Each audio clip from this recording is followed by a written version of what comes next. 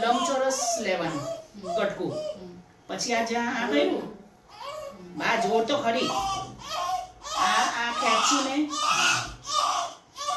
આમ કરીને બંને હાથ આપણે પકડેલા હતા તે આમ એટલે ફિટ કરી દઉં. આ પાછળ જ લઈ જવાનું. ઓકે,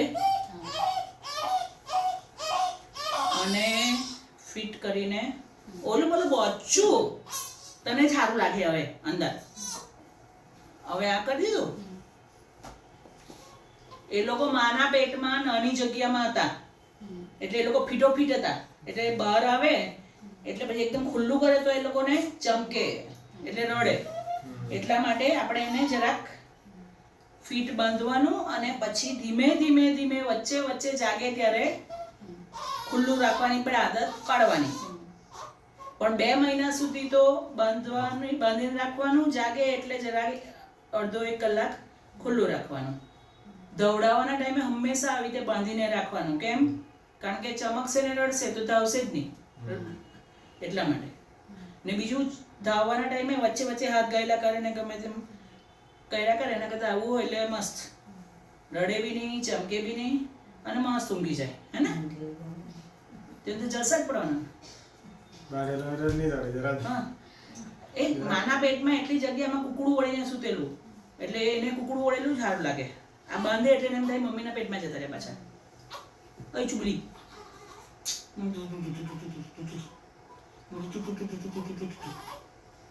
ભૂખ બી લાગેલી છે.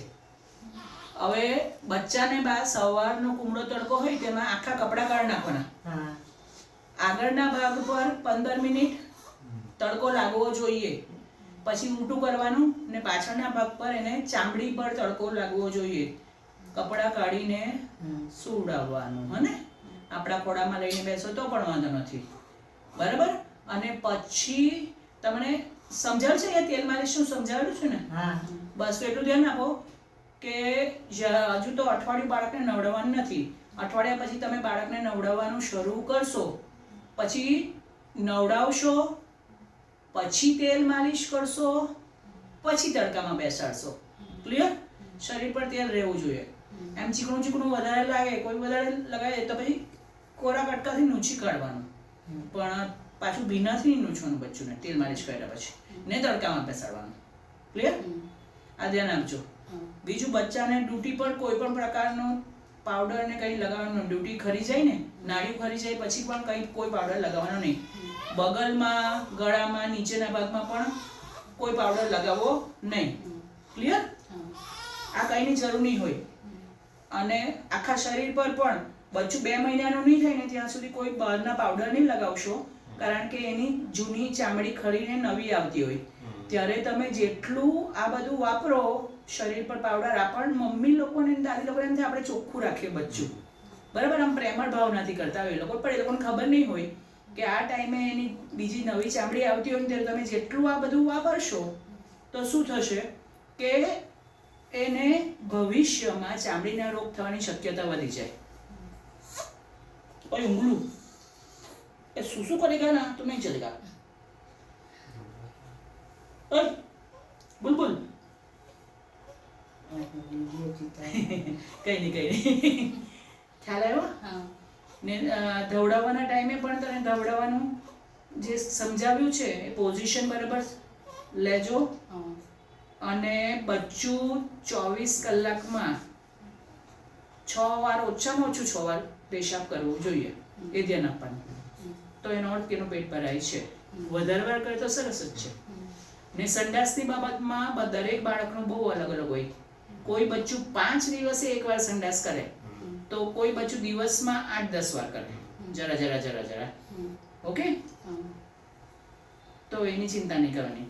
ઝાડા ત્યારે જ લાગેલા કહેવાય કે આખું લંગોટ ભરીને પાણી જેવું કરે ને વાસ આવે તો. પણ જરા ચરકે તો એ તો ગેસ થાય ને બચ્ચાને, તો ગેસ પાસ થાય. એની સાથે એ લોકોનું સંડાસ થોડું લિક્વિડ હોય, પ્રવાહી જેવું હોય, એટલે માટે ચરકે એટલે એટલું સંડાસ નીકળી જાય. સમજી ગયા? અને તમારે પણ ઘરે જઈને બધું ખાવાનું છે, કોઈ પરેજી નથી. એ આપણે પાછો રિપોર્ટ સુગરનો એનો કરવાનો છે. બરાબર? એ અત્યારે અઠવાડિયા પછી કરવાનું છે. ત્યાં સુધીમાં પ્રેગ્નન્સીના હોર્મોન્સ બધા સેટ થઈ જશે, નીકળી જશે, એટલે આપણને ખબર પડશે કે સુગર નોર્મલ થઈ ગયું કે નહીં. ત્યાં સુધી સુગરની પરેજી રાખવાની છે, પછી બધું ખવાશે. હમણાં ગોળી ના પાડી છે મેં, બરાબર, હમણાં ના પાડી છે, ગોળી ના પાડી છે, ખાલી કારણ કે તારું બહુ વધારે પડતું ખાઈ નહીં હતું એટલા માટે. અઠવાડિયા પછી આપણે સુગરનો રિપોર્ટ કરાવી લઈશું ને પછી આપણે ગોળી ચાલુ રાખવાની છે કે બંધ કરવાની છે, ને ખોરાકમાં બધી છૂટ આપવાની છે કે નથી આપવાની, એ બધું જોઈ લઈશું. બધું જ ખવાય, પણ વધારે પડતું ગળ્યું નહીં. દાળ ભાત શાક રોટલી ખીચડી ખાટું, ખાટી વસ્તુ ચાલે. લોકોને એમ હોય કે ખાટી વસ્તુથી ટાંકા પાકે, ને અમે એવું કહીએ કે ખાટી વસ્તુમાં વિટામિન સી હોય એટલે ટાંકા જલ્દી રૂઝાય. લોકો ઉલટી માન્યતા છે લોકોની, સમજી ગયા? હું તો કહું કે લીંબુનું શરબત રોજ પીઓ, ટામેટા ખાઓ, વિટામિન સી જવું જરૂરી છે. ખ્યાલ આવ્યો? હા. અને તમારા જે ટાંકા છે એના પર સાબુ લગાવવા પાણી. એ તમે તો લોડી લાગી કે હોઈ ગયું એ ચીલબીલી. તો ટાંકા પર સાબુ લગાવવાનું, પાણી નાખવાનું, નહાવાનું, કંઈ ડરવાની જરૂર નથી. ને આ કાન પર બી ગરમીની સિઝન છે, ગરમી નહીં લાગતી એવું બિલકુલ એ માન્યતા ખોટી છે કે કાનમાંથી હવા જઈને પેટમાં જઈને ફૂલે ને એવું બધું નથી હોતું દીકરા, બરાબર? એટલે કાઢવું હોય તો કાઢી નાખ. હા, તમે બાઇક પર જાઓ ને ઠંડી હવામાં જાઓ ત્યારે તમે એ બાંધો, તેનો ના નથી, પણ ઘરમાં જ છો, કોઈ બાંધવાની જરૂર નથી, હે ને દીકરા? એટલે કાઢી નાખો, કઈ જરૂર નથી દીકરા. હા, આટલી ગરમી લાગે, લોકોને તો પસીનો થતો હોય મોઢા પર, આમ આમ આમ ને બધું આમ પહેરીને આવે.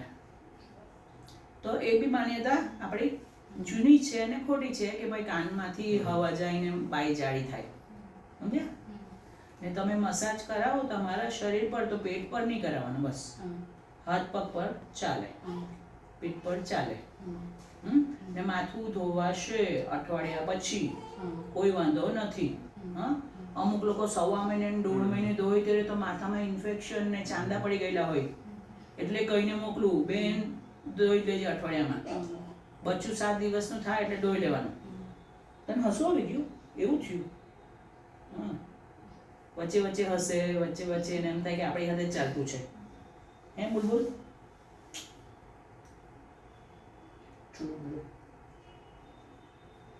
બીજું કઈ પૂછવું છે બા? તમારે બીજું કઈ પૂછવું છે? નથી. મમ્મી તને કઈ કન્ફ્યુઝન છે? તને કઈ પણ કન્ફ્યુઝ? તમને વિડીયો તો આપેલા જ છે બધા, બરાબર? એ જોજો, બહુ ફરક પડશે.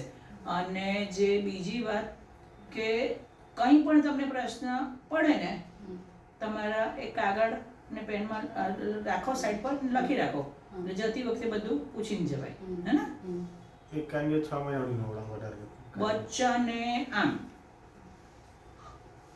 આમ પડખો ને અહીંયા એક પેલા એક નાના અમથા ટોવેલનો તકિયો મૂકીને આ માથું ઊંચું, ઓકે? આ પડખે શું એ પણ એને તો નહીં ખબર પડે પડખે સુવાનું છે, એટલે નાનું આમે ગોળ તકિયું અહીંયા આ પોઝિશન હોવી જોઈએ. બતાવી દઉં આ પોઝિશન બચ્ચાની. લોકો શું કરે ખબર? બચ્ચું ચપતું ને ડોકું આમ, તેને કાનિયા નહીં કહેવાય, આને કાનિયા. કોઈ વાર અહીંયા નમી જાય બચ્ચું, તો કુ બેસ્ટ. હું તમને કાલે કીધી હતી ને, ઉબડું ઉડાવો. ઉબડું એટલા માટે કે એના માટે સૌથી સારું, પેટ પર જ ઉલટી કરે કે બહાર આવી જાય, શ્વાસમાં નહીં જાય. એટલે ક્યારેય પણ બહુ બધા બચ્ચા ઊંઘમાં ઉલટી કરે, શ્વાસમાં જાય ને માં પછી લઈને આવે કે બેન એ તો ઉઠેલું પછી ઉઠું જ નહીં. પછી અમે જોઈએ તો ફેફસામાં બધું દૂધ ભરાઈને બધું પતી ગયેલું હોય, પછી કોઈ અફસોસ કરીને ફાયદો નહીં, બરાબર? એટલા માટે ઉબડું સુવડાવો. ઉબડું સુવડાવો ઇઝ બેસ્ટ, પણ પારણામાં ઉબડું નહીં સુવડાવે. આપણા ખાટલા અને પલંગ પર ઉબડું સુવડાવાય, ઓકે? અને થોડા દિવસ પછી તો હું કહું કે હવે તમે હમણાંથી જ 1 કલાક સવારે, જો આમ કાનીએ સુવડાવતા હો અગર તમે આવું સુવડાવ્યો તો સવાલ જ નથી, બહુ જ સરસ છે. પણ જો કાનીએ પડખે સુવડાવો છો તો તમારે એને સવારે 1 કલાક, બપોરે 1 કલાક ને રાત્રે 1 કલાક પેટ પર સુવડાવવાનું, આવી રીતે જ. તેથી શું થશે કે જેટલો પણ ગેસ હોય તેટલો નીકળી જ જશે. તમે ફીડિંગ આપો બાળકને, ધાવણ આપો, પછી હંમેશા ધાવણ આપીને ટપેરવાનું છે, બરાબર? અને ટપેરી લેવ ને પછી ત્યાં સુધી ટપેરવાનું કે ઓડકાર ખાવ ત્યાં સુધી. એનાથી પણ ગેસ ઓછો થશે ને ઉલટી ઓછી થશે, બરાબર? પછી અડધી રાત્રે હાય હાય પાછું ગીત ગાવા માંડે તો બધાને ઉઠાડી પાડે, રહેવા દે કે દવડાઈને ઉડાવી દે. ઘણા મમ્મીઓ એવી વિચાર નહીં કરવાનું, બચ્ચાના માટે જોખમ થશે. કંઈ બી થાય તો ને તમે ટપેરો ને તો અહીંયા ટપેરે, જો અહીંયા નહીં ટપેરવાનું, અહીંયા આ પીઠ છે એની, ત્યાં નહીં, આ પેટ છે ત્યાં ટપેરવાનું, બરાબર?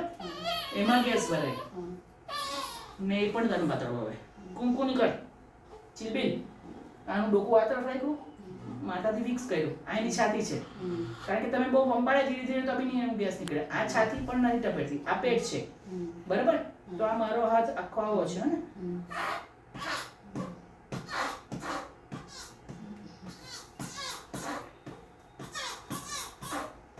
એનું મ્યુઝિક વાગવું જોઈએ. આ દબાણ આપું છું, બીજું કોઈ નથી આનાથી. એટલે દવડાવે પછી તરત જેટલી ગેસ ગયેલું હોય તે બધું નીકળી જાય. ને દવડાવે પછી ગેસ કેમ થાય? તો બચ્ચું તારી છાતી પર આમ છે, આમ છું છે એમ કરે તો ધાવણ જાય. તો બે સાઈડથી હવા જાય, પર્યાવરણની જે છે તે હવા બે સાઈડથી જાય, એના ગેસ કરે. એટલે દવડાવે પછી હંમેશા ટપેરવાનું. એટલે જેમ ધાવણ ટાઈમે ખેંચીએ ત્યારે ગેસ ગયેલા હોય બે સાઈડથી, એ તમે ટપેરો તો નીકળી જશે, તો ઉલટી બી ઓછું કરશે, તો બચ્ચુને જોખમ બી ઓછું. ક્લિયર? પત્યું? ચલો ભાઈ ભાગો, અમારે બહુ બધા કામ થાય.